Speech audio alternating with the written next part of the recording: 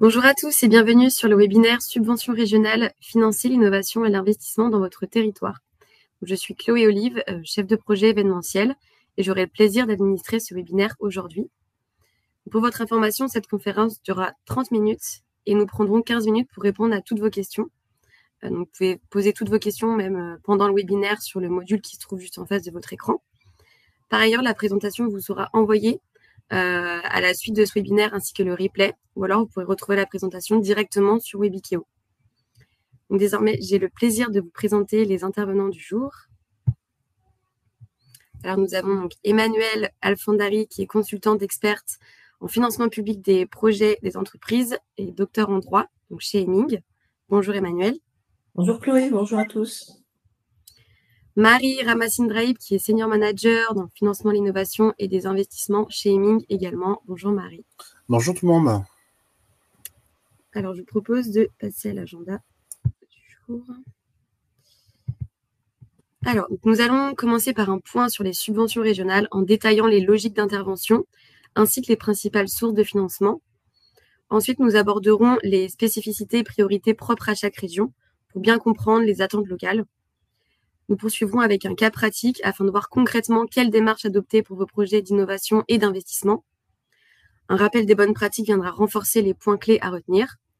Et enfin, nous terminerons par un temps d'échange pour répondre à toutes vos questions. Et maintenant, je vais passer la main à Emmanuelle. Merci Chloé. Alors, on va rentrer tout de suite dans le vif du sujet, les logiques d'intervention et sources de financement à l'échelle régionale. Donc, on va passer à la slide suivante. Et c'est Marie qui va présenter d'ailleurs. Oui, merci Emmanuel. Donc là, le premier point que nous souhaitons en fait présenter ici, ce sont les différents programmes en fait, les principaux programmes de financement en France. Et on verra après la déclinaison au niveau régional. Donc, vous savez, il y a eu juste après la période de Covid, donc le plan France Relance de 100 milliards d'euros, qui a été ensuite après complété par France 2030 pour 54 milliards d'euros, qui va en théorie jusqu'en fait en 2026 sur les fonds. Mais le plus important, c'est d'avoir les impacts jusqu'en 2030. Donc l'objectif de France 2030, c'est de préparer la France aux défis technologiques, industriels et environnementaux de demain en investissant dans le secteur stratégique d'avenir. Vous avez aussi l'agence de l'eau, qui sont des agences en fait qui financent les projets qui ont pour but d'améliorer et préserver la ressource en eau ainsi que des milieux aquatiques. Et donc leur action est très orientée autour des grandes priorités environnementales. Et enfin, des dispositifs de type FEDER qui visent à réduire les déséquilibres économiques, sociaux et territoriaux au sein de l'Union européenne en soutenant en fait la croissance régionale, l'innovation ainsi que la transition écologique. Donc vous voyez en fait sur cette slide les opérateurs qui vont en fait gérer ces fonds. Vous avez la BPI, Bpifrance, l'ADEME, les agences de l'eau, les régions et bien entendu en fait la France, l'Europe via en fait les fonds gérés auprès des régions. Ce qui nous emmène en fait, et là je vais laisser la parole à Emmanuel pour le système qui vient derrière sur le cheminement des subventions. Merci Marie. Alors effectivement, les subventions, ce sont les financements publics, et les financements publics découlent des politiques publiques qui sont en fait les axes d'intervention qui sont décidés aussi bien à l'échelle européenne, c'est le rectangle de droite, donc pour faire face à des problèmes ou encourager des actions dans les différents pays européens, et puis ensuite ça se décline au niveau national. Ça n'empêche pas aussi les États d'avoir leur propre politique publique sur un ensemble de sujets qui sont aussi bien l'innovation, l'énergie, l'environnement, la santé, et plein d'autres possibilités de sujets. Et donc, est mis en place un système de financement public. Donc, vous avez ce qu'on appelle des guichets, qui sont soit l'État, soit l'Europe, mais c'est le plus souvent, nous, on a affaire à des agences qui sont à l'échelle nationale, que ce soit l'ADEME, la BPI, c'est un peu particulier, c'est une banque, mais c'est quand même un acteur important. Et puis, vous avez si on redescend d'un cran, vous avez les conseils régionaux qui sont des acteurs importants dans le financement public. Donc, vous avez des entreprises, à peu près de toute taille, en sachant qu'en région, sont plutôt les PME qui sont favorisées, même si parfois vous trouvez des dispositifs ouverts aux ETI ou aux grands groupes qui peuvent avoir des projets. Donc, soit qui proposent des projets, et ça, c'est quand il y a des dispositifs au fil de l'eau, soit qui répondent à des appels à projets. Et donc là, c'est avec, vous savez, un temps déterminé pour répondre. Et puis ensuite, donc en fonction de tout le processus qu'on va vous présenter, elles peuvent recevoir des fonds publics, et qui peuvent prendre plusieurs formes, soit des fonds sous forme de subventions, d'avances remboursables, mais aussi de prêts, et se développent de plus en plus aussi les prises de participation et les fonds d'investissement régionaux. Alors, je crois que je vous ai tout dit sur cette slide. Donc, ça, c'est le principe général. Ensuite, donc, vous avez nos acteurs préférés qui sont les régions. Donc, on a maintenant ces régions qui ont un rôle essentiel en matière de développement économique, en particulier depuis la loi NOTRe de 2015, et elles ont aussi un rôle de financement. Alors, elles financent aussi bien les investissements productifs que des projets d'innovation. Donc, c'est aussi ça qui est important de noter, c'est que vous pouvez avoir à l'échelon national des dispositifs pour l'innovation ou pour l'investissement, mais vous pouvez en retrouver d'autres dans vos régions. Et le point important ici, c'est que ce qui existe, par exemple, en Grand Est, ne sera peut-être pas la même chose en Occitanie. Donc, si vous avez une entreprise vous avez un site qui est en Grand Est, peut-être qu'il n'aura pas les mêmes possibilités de financement que l'Occitanie. Donc, c'est pour ça qu'il faut aussi bien anticiper vos projets. Et à droite, vous avez les agences de l'eau, et en partie, alors c'est un autre découpage géographique puisque c'est en fonction des bassins hydrographiques. Donc là aussi, en fonction de là où vous êtes, vous pouvez être attaché à des agences différentes. Mais ça, il faut aller sur leur site, c'est bien expliqué, et vous avez ensuite des agences différentes. Voilà.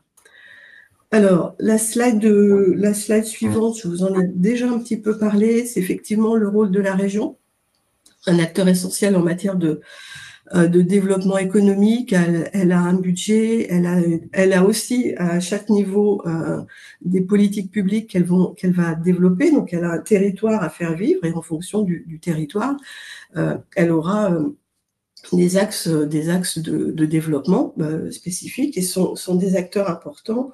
D'autant qu'elles viennent soutenir très souvent donc les PME, et vous voyez que les PME sont quand même les entreprises les plus nombreuses sur le territoire national. Alors, sur comment ça se passe ensuite, sur la slide suivante, voilà, merci.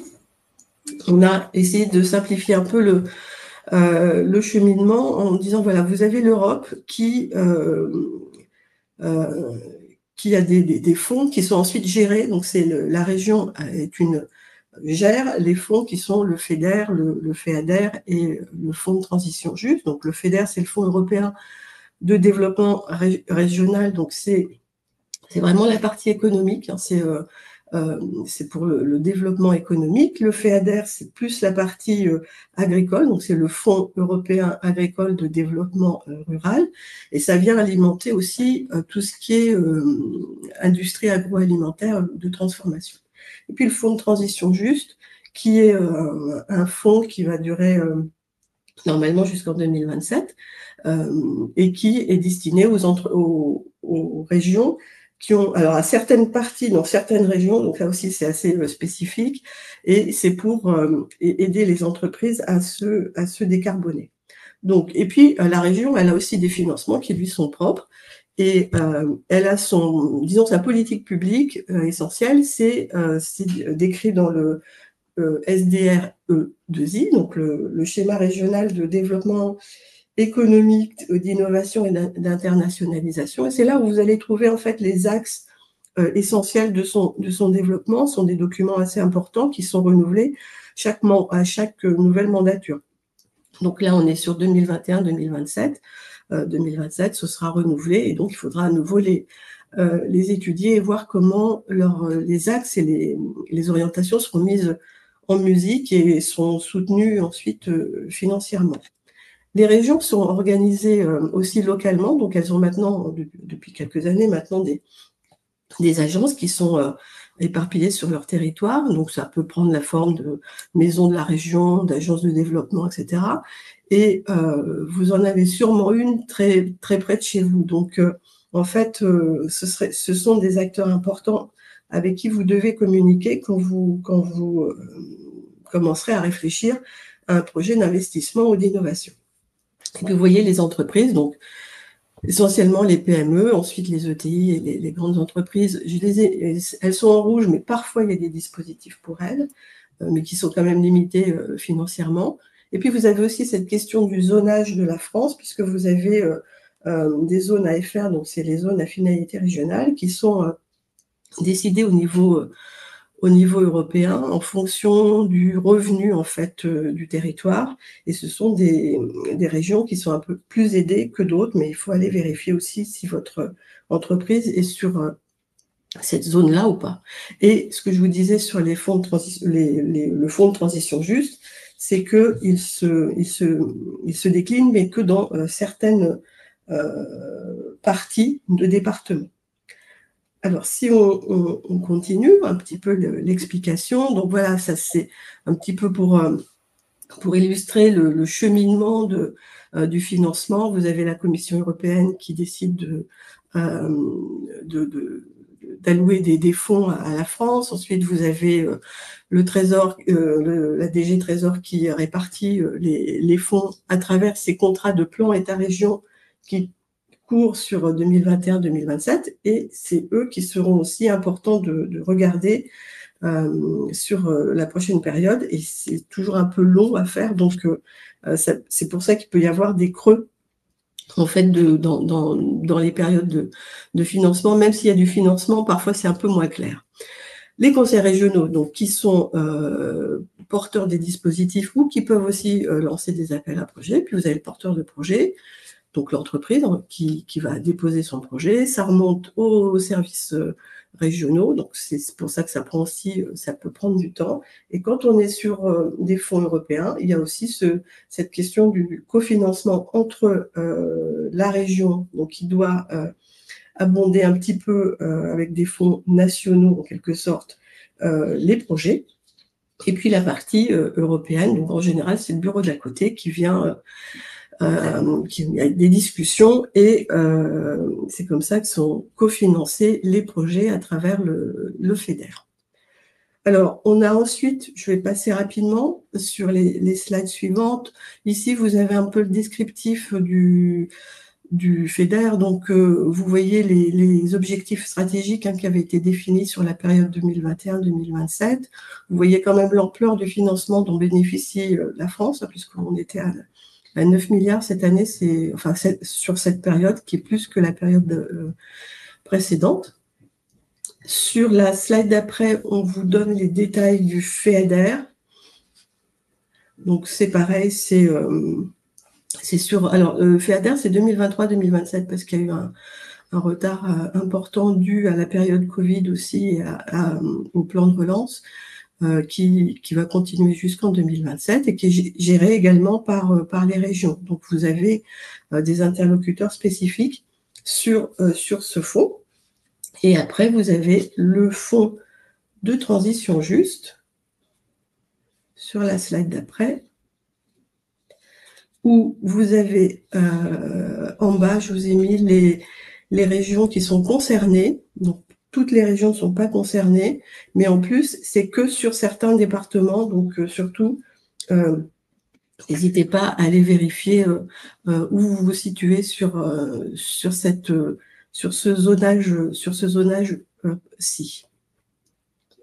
Alors, si on continue, on arrive à... Alors, ce que je vous expliquais, vous aviez les grandes masses, là, et ensuite, donc chaque région gère son budget et a aussi une répartition des fonds en fonction donc du FEDER, du FEADER, du fonds de transition juste quand elle est concernée. Là, vous pouvez trouver les montants qui sont alloués. Donc là, ce qu'on voit, c'est qu'il y a encore des fonds, là, typiquement, c'est en région Grand Est, hein, qui est une région très dynamique, aussi bien en matière d'investissement que d'innovation ou de décarbonation. D'ailleurs, il y a beaucoup de possibilités dans cette région. Donc, ça vous permet de vérifier s'il y a toujours des fonds. Et vous avez aussi des sites qui vous indiquent en fait l'état d'avancement des dépenses. Et c'est assez rigolo à voir parce que vous voyez un petit peu les dispositifs qui sont le plus utilisés. Enfin, pas les dispositifs, mais les masses qui sont utilisées et qui les utilisent le plus. Voilà pour la partie investissement. Je laisse la parole à Marie pour l'innovation en Grand Est. Oui, donc en fait, au niveau de l'innovation, c'est la slide d'après. Il existe un certain nombre de dispositifs, en fait, comme expliqué tout à l'heure, quand je vous parlais de France 2030, par exemple. Donc, chaque région, ce qu'il faut retenir ici, c'est que chaque région va financer des projets en fonction de ses priorités en matière d'innovation, en matière de développement durable, en matière de schéma régional d'aménagement. Et donc, en fait, si je prends le cas du Grand Est, en fait, là, on a à chaque fois, vous allez retrouver les 4 dispositifs. Les projets d'innovation via France 2030, les projets dits de filière, toujours France 2030. Vous avez les projets collaboratifs aussi, qu'on appelle les IDEMO régionalisés, et vous avez ce qu'on appelle les formations innovantes, en fait. Donc, à travers ça, le plus important, c'est de voir, en fait, les domaines d'innovation. Donc, dans le Grand Est, vous avez la bioéconomie, le numérique et l'IA, les matériaux biosourcés, les medtech, la mobilité durable, la transition énergétique et l'adaptation au climat. Donc, ce sont les thématiques prioritaires dans la région Grand Est. Et là, ce qu'il faut savoir assez rapidement, c'est il y a eu un engagement donc sur les 3 premiers axes, sur l'innovation, les filières et IDEMO, un engagement de 69 millions d'euros qui a été complété donc par 7 millions d'euros sollicités via le FEDER qu'Emmanuel a expliqué tout à l'heure. Donc ça, c'est sur le Grand Est, et je pense qu'on peut passer à la slide d'après, sur la région Aura, par exemple. Oui. Alors là, c'est le même exercice que sur le Grand Est, c'est la présentation des budgets. Vous voyez que la région Aura est aussi concernée par le fonds de transition juste, donc dans certaines parties, dans certains départements. Donc il y a aussi des possibilités d'action quand vous voulez travailler sur la décarbonation. Donc c'est important. Et puis il y a des fonds, enfin des dispositifs qui sont alimentés par le FEDER ou le FEADER en région Aura pour la partie investissement. Voilà, donc la même chose sur l'innovation, ce qui importe, c'est les mêmes dispositifs qui sont en fait utilisés au sein de chaque région. Ce qui va différer, ce sont les priorités régionales. Donc les projets vont devoir en priorité adresser l'énergie, la mobilité, l'aéronautique, les bâtiments, BTP, numérique, électronique, santé, chimie, l'agroalimentaire, l'agriculture. Vous avez le sport, montagne et tourisme en fait en Aura, ce qu'on ne voyait pas tout à l'heure dans le Grand Est, mécanique, métallurgie, plasturgie, le luxe et le textile. Donc, vous voyez à travers ça que chaque région va avoir en fait ses priorités, et l'idée comme ça reste, c'est du financement public. Donc, au-delà de votre propre périmètre, la première chose, c'est de penser aux retombées que ça peut avoir pour la région en adressant ses priorités. C'est vraiment le principe en fait du financement régional. Donc, le financement va financer en priorité les projets qui répondent à des problématiques qui ne trouvent pas de solution satisfaisante au sein de la région, et qui permettent en fait le développement aussi de la région, que ce soit en termes d'image au niveau national et international, et en termes d'innovation, et en termes aussi d'investissement industriel qui permettent à la région de gagner en compétitivité. Donc ça, c'est le dispositif aujourd'hui en termes de R&D et d'innovation. Nous aurons l'occasion, bien entendu, dans vos questions d'y répondre, si vous avez d'autres éléments que vous souhaitez qu'on détaille davantage.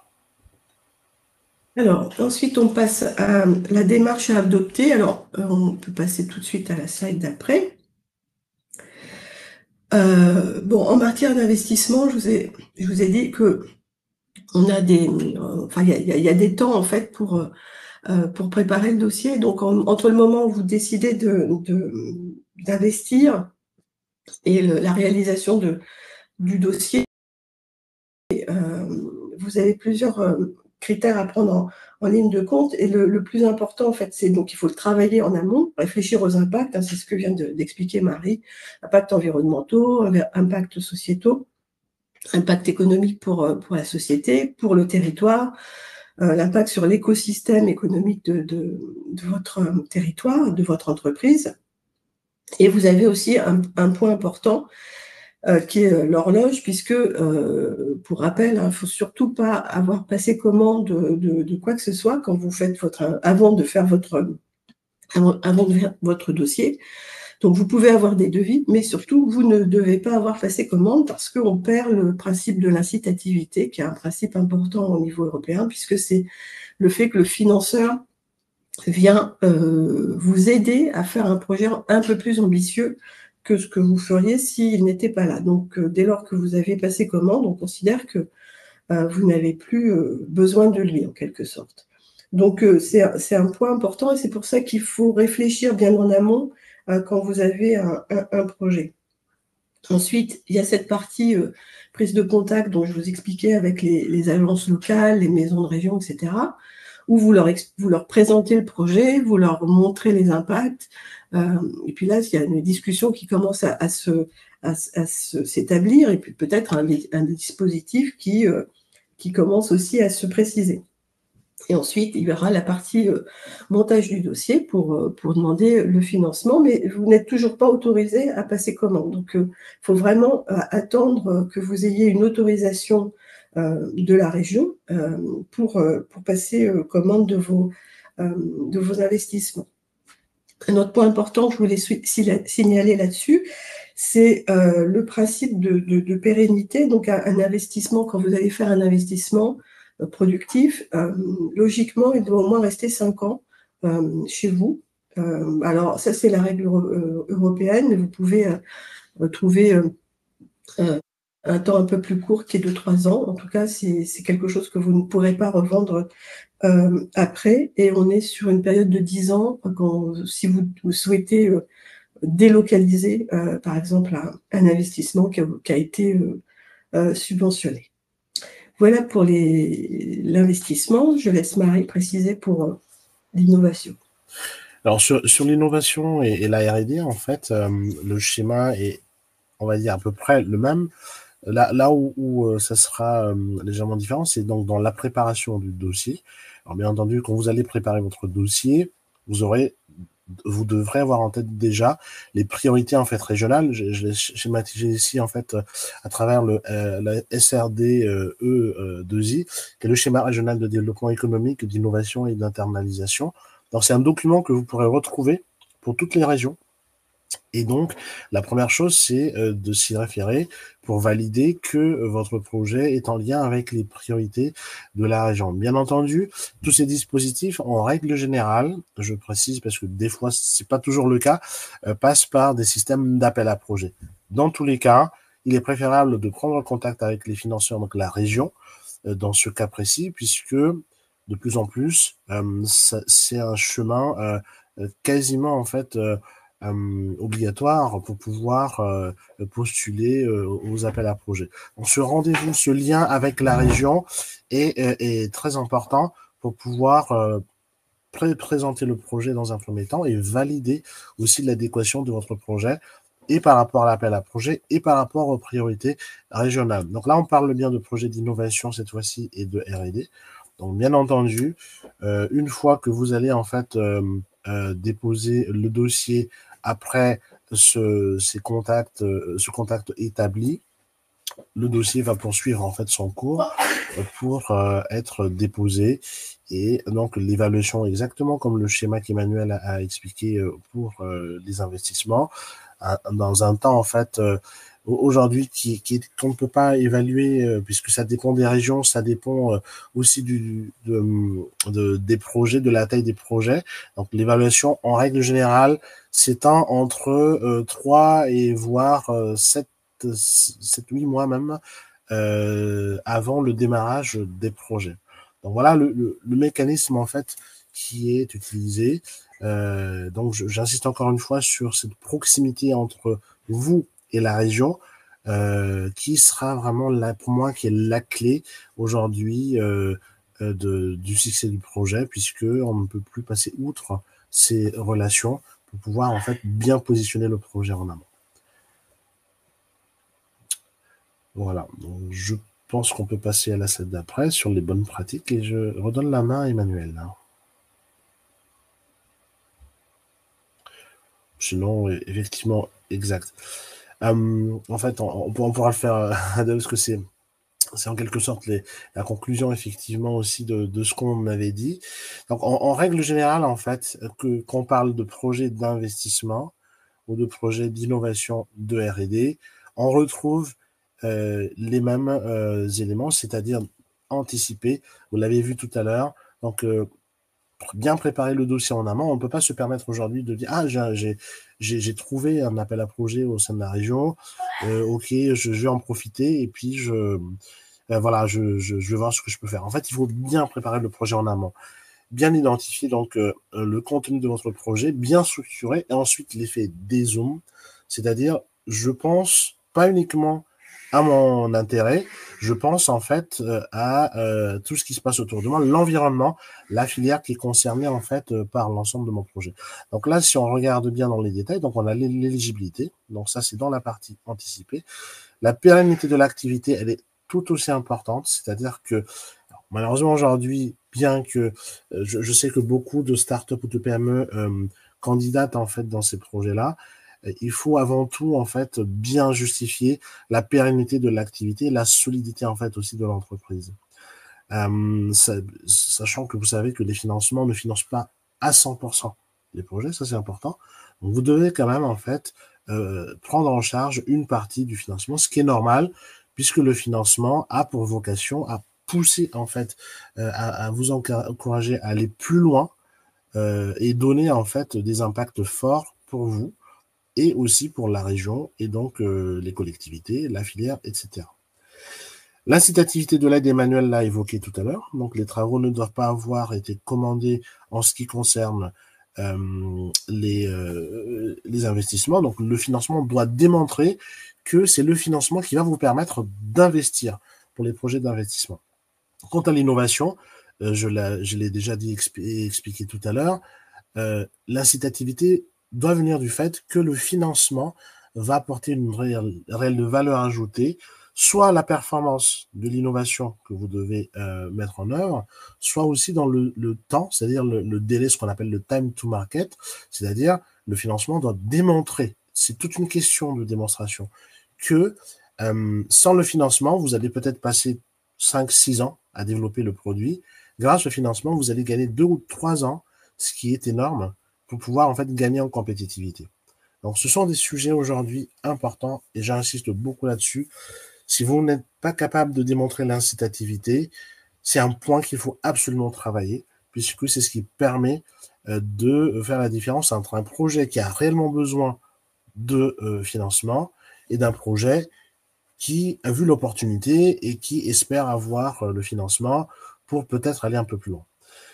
Ensuite, vous avez la régularité fiscale.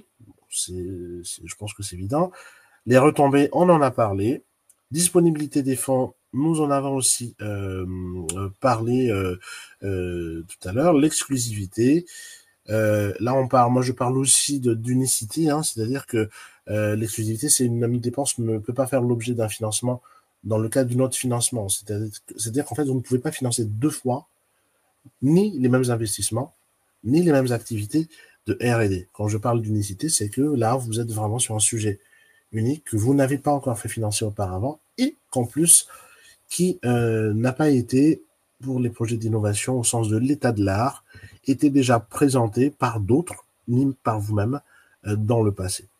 Donc, ces conditions générales s'appliquent. C'est une checklist, je dirais, qui vous permet de valider un certain nombre de points, de garder en tête, puisque c'est important pour pouvoir maximiser vos chances de succès pour le financement de vos projets.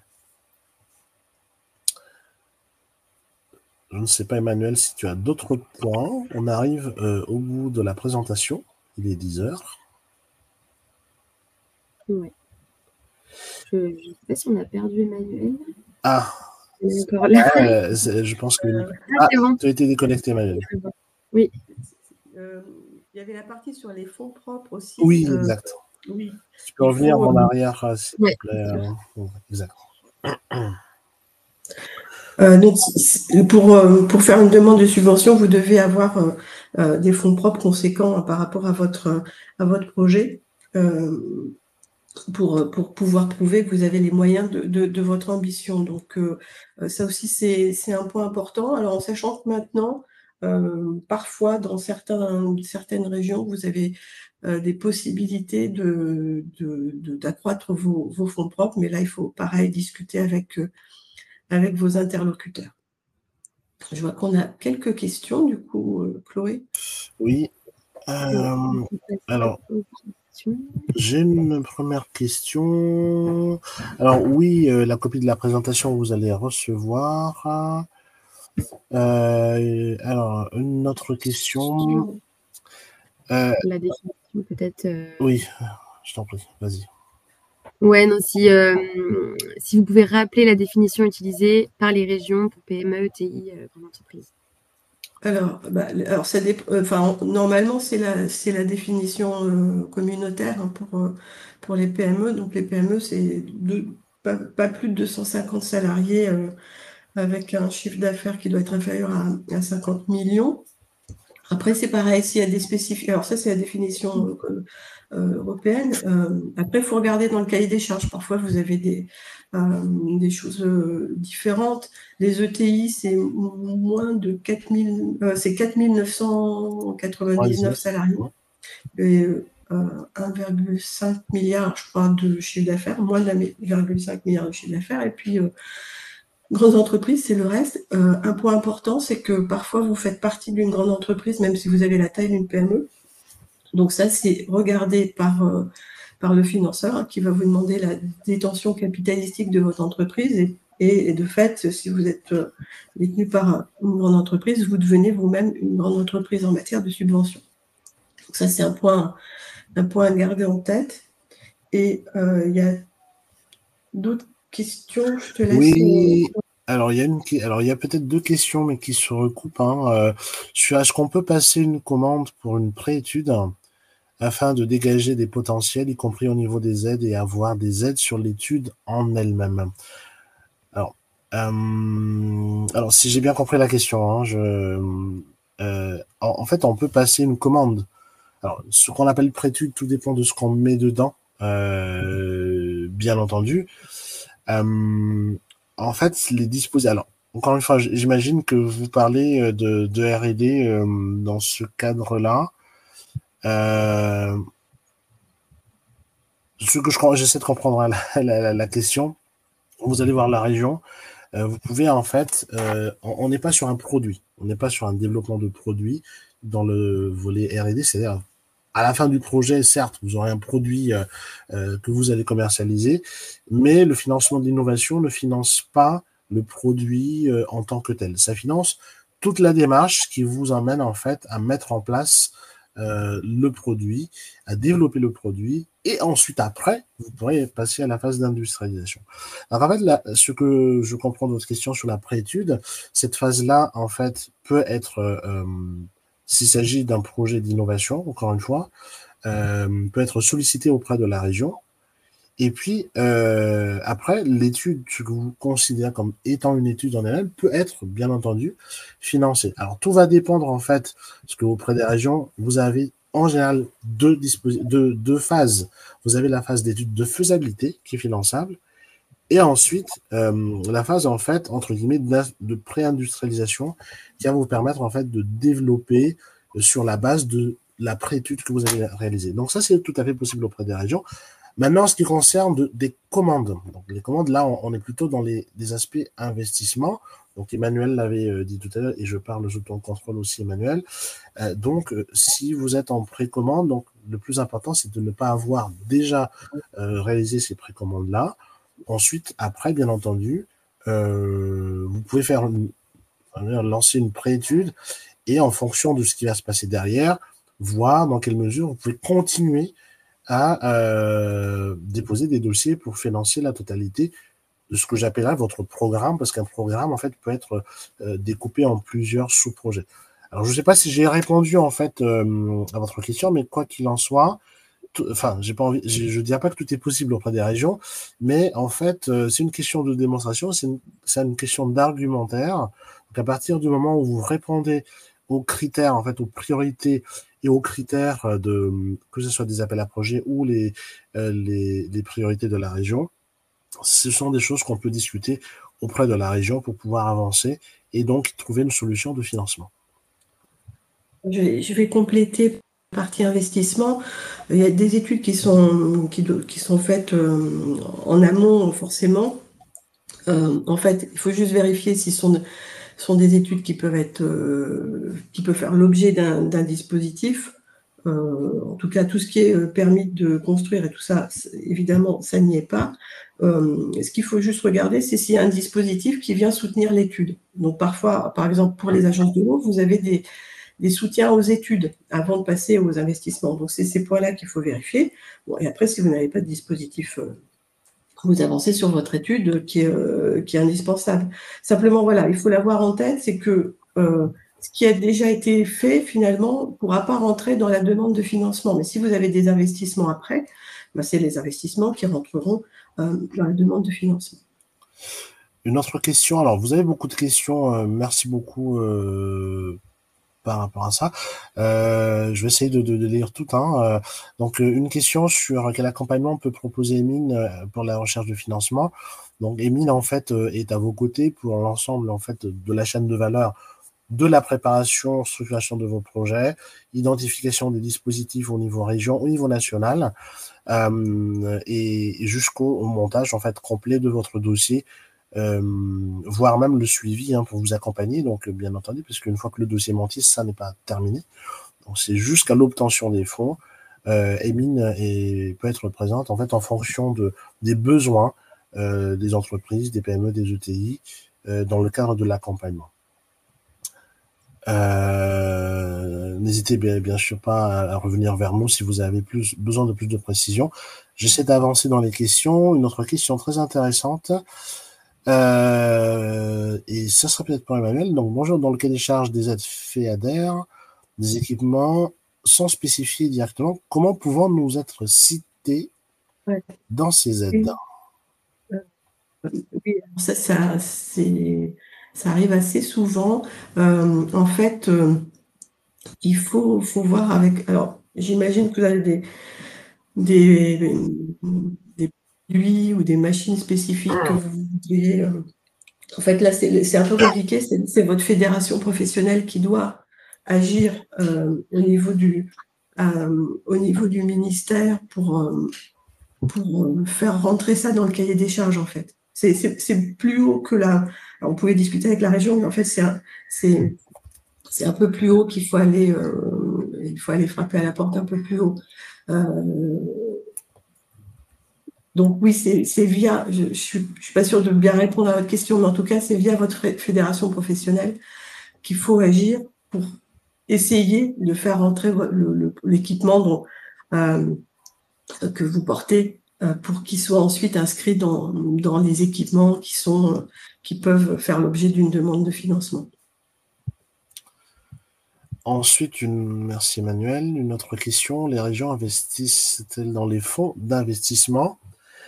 Alors nous, on n'est pas spécialisé dans les fonds d'investissement, mais je sais que les régions, en fait, en France, investissent souvent, en fait, dans les capital risque, par exemple, dédiés aux startups. Alors c'est vrai que c'est assez particulier comme type de dispositif, mais les régions peuvent même utiliser, en fait, à travers, par exemple, l'Île-de-France.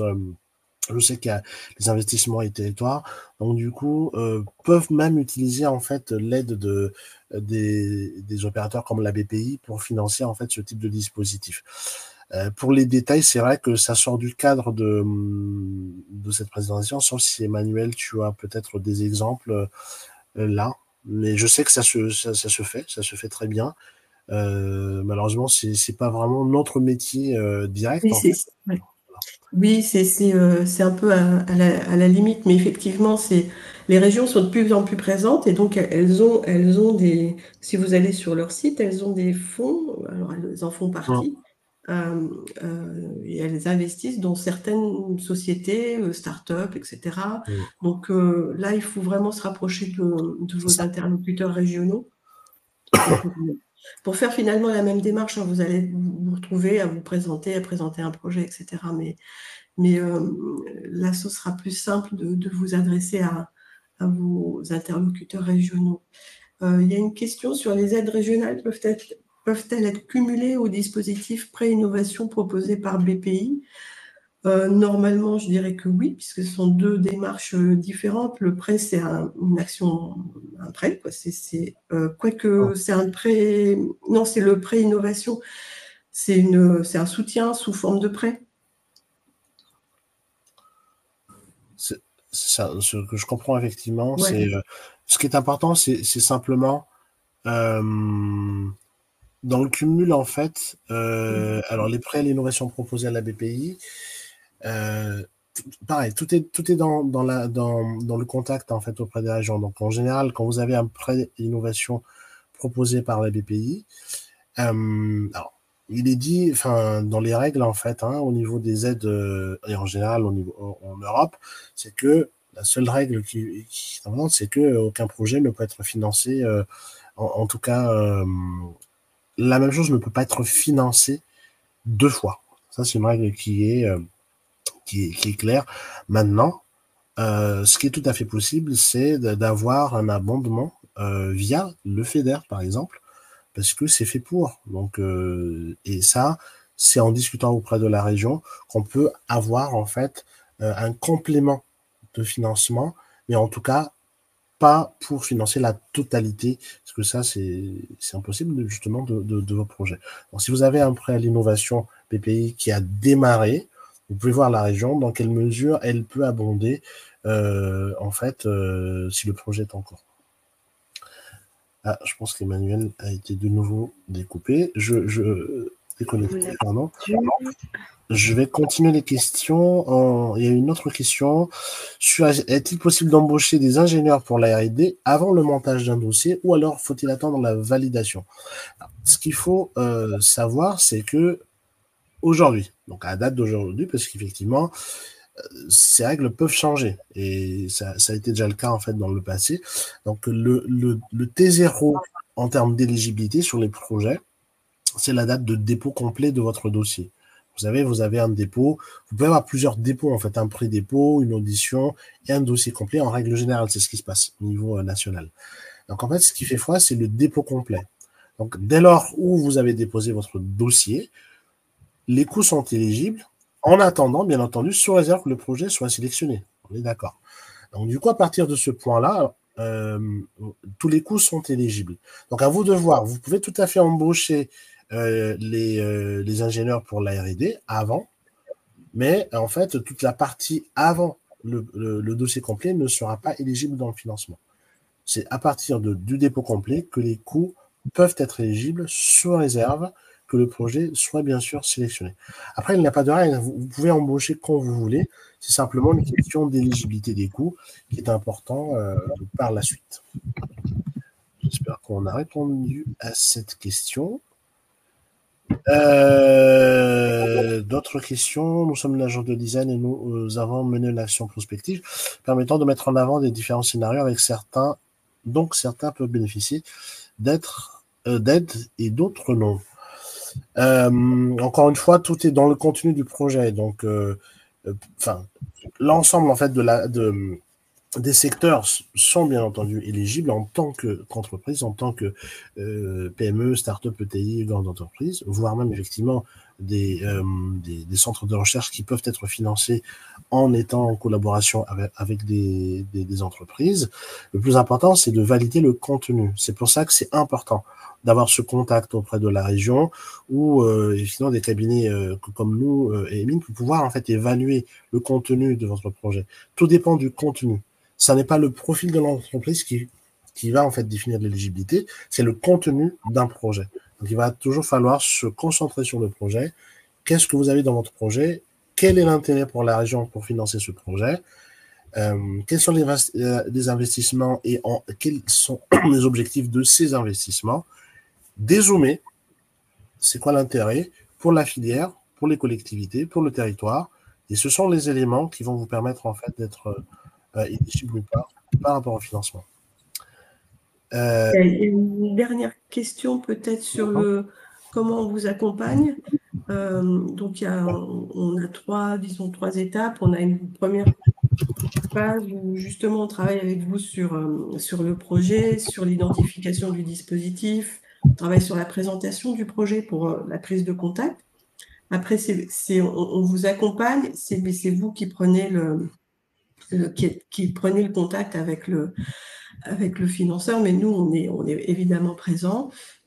Ensuite, s'il y a disons, un accord à peu près général sur le côté possiblement soutenable du projet, on passe à la phase montage. Donc, mais ça, c'est toujours avec votre accord et en fonction du retour du financeur, on passe au montage. Donc là, on travaille avec vous sur la complétude du dossier, on remplit les documents, la partie financière, on vérifie avec vous que tout est cohérent. Sur la partie innovation, je laisserai Marie détailler, mais en tout cas, voilà, c'est sur cette partie-là. On vous accompagne en fait jusqu'au dépôt. Donc, on fait la partie aussi sur la plateforme, dépôt des documents, et on fait le suivi jusqu'à ce que vous ayez le retour de la notification en fait du financeur après le dépôt. Voilà. Et je pense qu'en conclusion, parce que je vois le temps passer, donc nous arrivons au bout malheureusement. Donc s'il y a des questions qu'on n'a pas pu répondre, parce que j'en ai encore d'autres, donc on va vous répondre effectivement. On a vos contacts, donc on peut vous contacter bien entendu. N'hésitez pas à revenir vers nous. Ce qui est important pour conclure donc dans ce que nous avons présenté aujourd'hui, c'est qu'il y a un point clé qui est le contact auprès des régions. Donc et bien entendu, et vous êtes nombreux à poser la question. Donc Émile peut vous accompagner bien entendu. Donc ça n'est pas une obligation, mais on est là pour avant tout faire en sorte à ce que nous contribuions nous aussi à la qualité des projets et à faire en sorte à ce que le triangle entreprise, financeur et donc nous, Émile, soit le plus performant possible. Donc l'objet d'Émile aujourd'hui n'est pas de vous pousser à monter un dossier. Notre objectif, c'est vraiment de vous aider en fait et de permettre à votre projet de répondre aux problématiques, aux priorités de la région. Donc c'est vraiment ça le plus important à retenir. Et dans cette démarche win-win, c'est vraiment important et je le redis, c'est ça qui va permettre à la fois à vous, à la région et bien entendu pour nous aussi, Émile, d'aller en fait présenter le meilleur projet possible. Une fois qu'on est dans cette logique-là, en fait, on a toujours une solution. On a toujours une solution de financement pour vos projets. Et je pense que c'est le mot de la conclusion. Voilà, voilà. On va pouvoir mettre fin au webinaire. Il y a encore quelques petites questions, mais auxquelles on prendra le temps d'y répondre individuellement. Donc, vous inquiétez pas. Et n'hésitez pas non plus si vous avez des questions supplémentaires via notre adresse mail, donc finance-innovation@emile.com. Voilà, encore une fois, la présentation, vous pourrez la retrouver directement sur la plateforme de Webikio. Le replay vous sera également envoyé par mail. Voilà, donc en tout cas, encore merci Marie et Emmanuel pour cette présentation. Merci et merci à tous d'avoir participé à ce webinaire. Merci à tous. Bonne journée. Au revoir, bonne journée. Au revoir.